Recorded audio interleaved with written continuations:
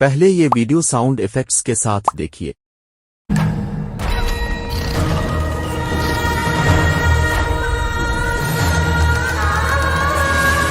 अब ये वीडियो बगैर साउंड इफेक्ट्स के देखेंगे।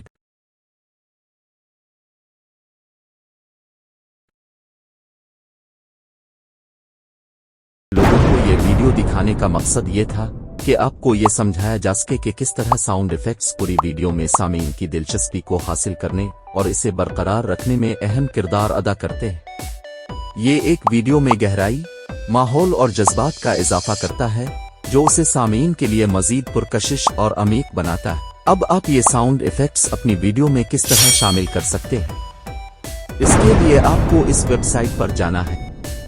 इस वेबसाइट पर आपको सारे ट्रेंडिंग साउंड इफेक्ट्स मिल जाएंगे।